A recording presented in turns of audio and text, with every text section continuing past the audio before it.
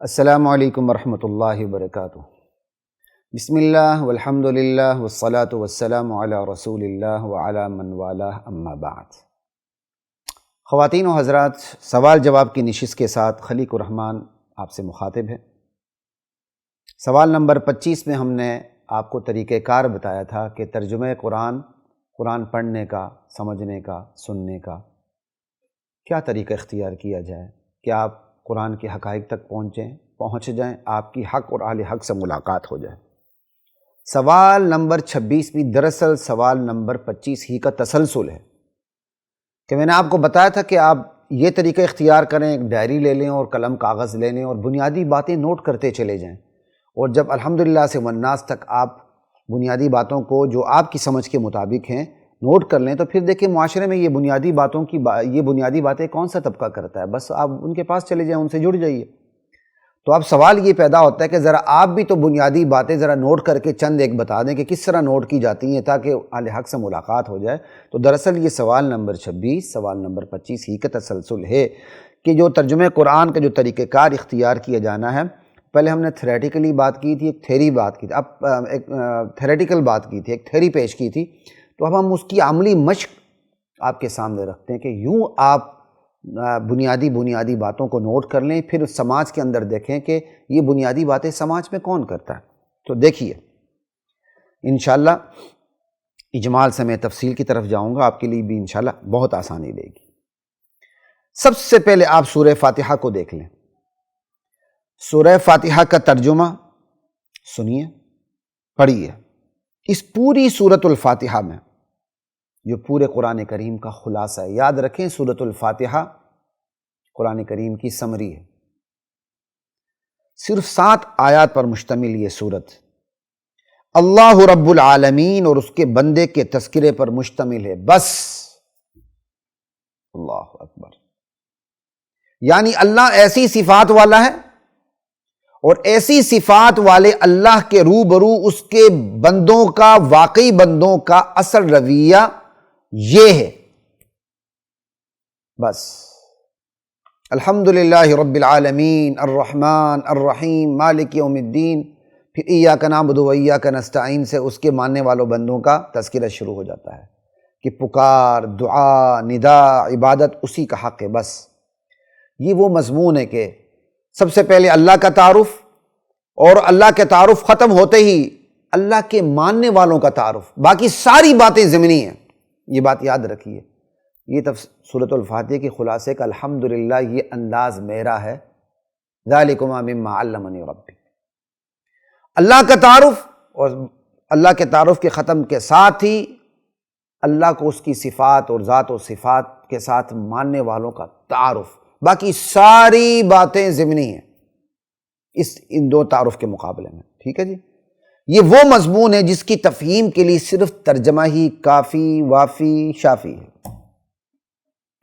کہ اللہ اپنا تعارف کروا رہے ہیں اور ساتھ ہی پھر ان بندوں کا تعارف کروا رہے ہیں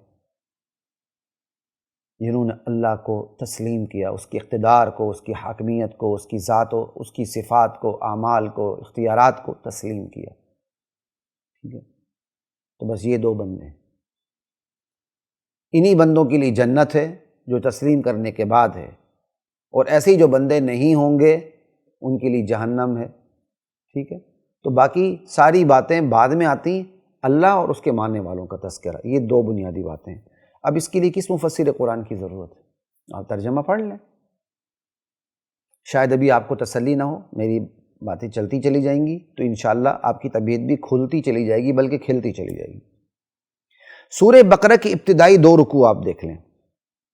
سورہ بقرہ کے جو ابتدائی 2 رکوع ہیں ان میں 3 طبقات کا ذکر ہے۔ سب سے پہلے ایمان والوں کا ذکر ہے، پھر جو کھل کر ایمان کا انکار کرتے ہیں کافروں کا ذکر ہے مختصر سا، پھر اس کے بعد جو منافق، جو اندر سے بڑے خبیث، بے ایمان، مرتد، زندیق ہوتے ہیں، یا زندیق نہ بھی ہوں تو صرف کافر ہوتے ہیں اور باہر سے وہ اسلام کا اظہار کرتے ہیں، منافق، ان کا ذکر۔ یہ منافق اتنا خطرناک ہے کہ سب سے طویل تذکرہ ان منافقین کا ہے 3 طبقات میں سے، ٹھیک ہے۔ جب دعوت حق اٹھتی ہے نا تو معاشرے میں یہی 3 طبقات سامنے آتے ہیں، یا ایمان لانے والے آتے ہیں، یا کھل کر انکار کرنے والے آتے ہیں، یا بیچ کا دائرہ اختیار کرنے والے آ جاتے ہیں۔ اب کون سی بات ہے جو ترجمے سے واضح نہیں ہے؟ ٹھیک، آپ اسے بھی نوٹ کر لیں۔ اسی طرح آگے سورہ اخلاص کی طرف آپ چلے جائیے گا، اللہ کے تصور کو واضح کر دینے والی بہترین صورت، صرف ترجمے سے ہی سب کچھ عیاں ہو جاتا ہے۔ قل هو اللہ احد اللہ الصمد لم یلد، وہ اللہ احد ہے، بے نیاز ہے، لم یلد وہ والد بھی نہیں کسی کا، ولم یولد وہ کسی کا مولود بھی نہیں، بیٹا بھی نہیں، بیٹا بیٹی نہیں، ولم یکن لہ کفوا احد، اور کوئی اس کا ہمسر نہیں۔ اگر عیسائیت کا، یہودیت کا تھوڑا بہت آپ کو پتہ ہو تو سورہ اخلاص کی قیمت آپ کے سامنے آ جائے کہ مکمل طور پر ان کی عمارت کو ڈھا کے رکھ دیتی ہے، اللہ کے تصور کو واضح کر دیتی ہے۔ اب اس میں کون سی چیز ہے جو آپ کو ترجمے سے سمجھنا ہے؟ لا الہ الا اللہ، سب کچھ ترجمے سے بات واضح ہو جاتی ہے۔ تین باتیں ہو گئیں، سورہ فاتحہ، سورہ بقرہ کی ابتدائی 2 رکوع دیکھ لیں، سورہ اخلاص کو دیکھ لیں۔ اب چند آیات جو سلیکٹڈ ہیں، منتخب آیات، وہ بھی آپ کے سامنے رکھتا ہوں۔ سورہ انعام ہے، آیت نمبر 50 کو پڑھیے، اس کا ترجمہ پڑھیں۔ قل لا اقول لكم عندي خزائن الله ولا اعلم الغیب ولا اقول لكم انی ملک۔ میرے نبی آپ کہہ دیں اپنی امت کو، میں کبھی مدعی نہیں رہا کہ میرے پاس اللہ کے خزانے ہیں، میں علم غیب بھی نہیں جانتا، میں فرشتہ بھی نہیں۔ اب کون سی بات ہے جو اس آیت کے ترجمے سے پتہ نہ چلے؟ اللہ کے رسول کا خزانوں کا مالک نہ ہونا، اللہ کے رسول کا غیب کو نہ جاننا، اللہ کے رسول کا فرشتہ نہ ہونا، یہ 3 حقیقتیں صرف ترجمے سے ظاہر باہر ہے۔ کوئی سمجھ آ رہی ہے آپ کو؟ اگر آپ کو پہلے سمجھ نہیں آئی تھی تو اب 14 طبق روشن ہو جانے چاہیے۔ مزید آگے چلیے، سورہ انعام ہے، آیت نمبر 59 کا ترجمہ پڑھیے۔ 59 کو کہتے ہیں ہمارے یہاں، کیونکہ ایک طبقہ پیدا ہو چکا ہے، اس کو 59 کا پتہ ہی نہیں ہوتا، اردو گنتی نہیں آتی اس کو۔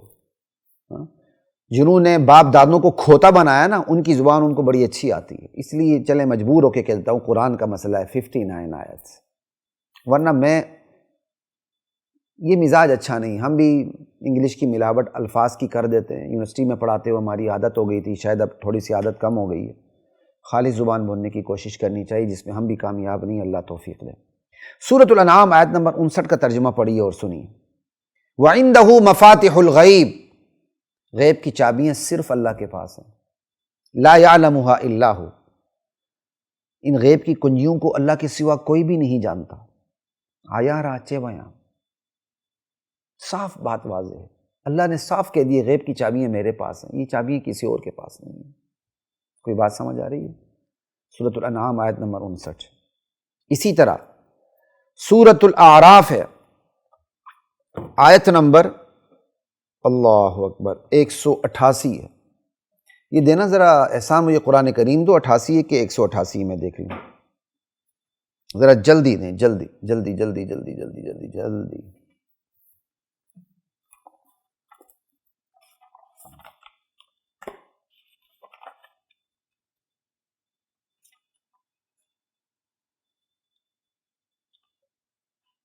ٹھیک ہے جی، 188 ہے، ٹھیک ہے جی۔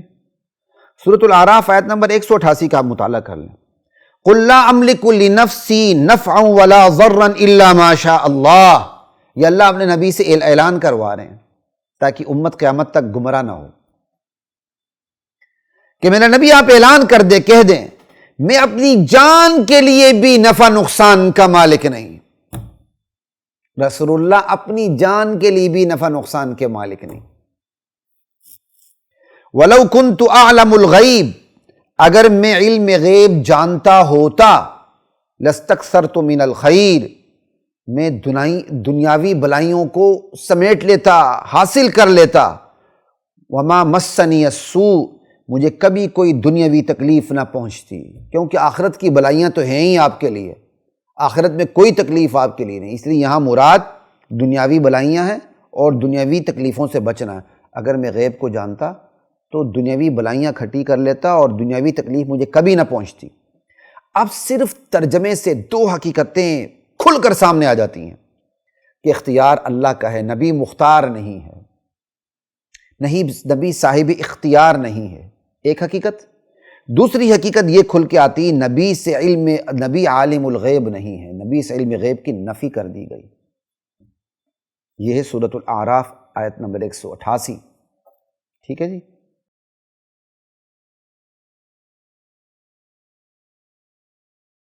وَلَقَدْ